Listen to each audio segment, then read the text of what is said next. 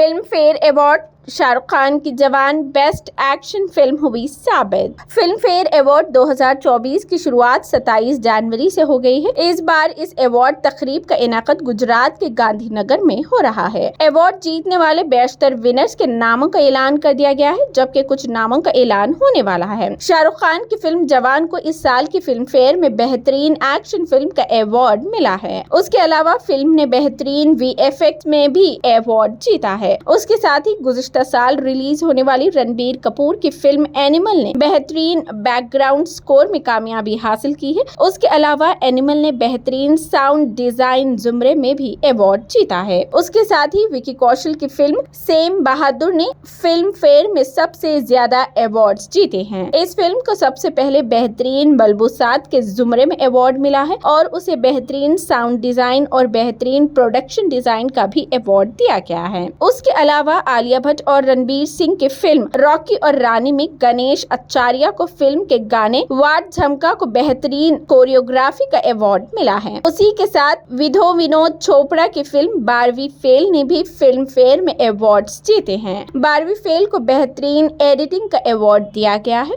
हफ्ते को अपार शक्ति खुराना और करिश्मा तन्ना ने शो की मेजबानी की।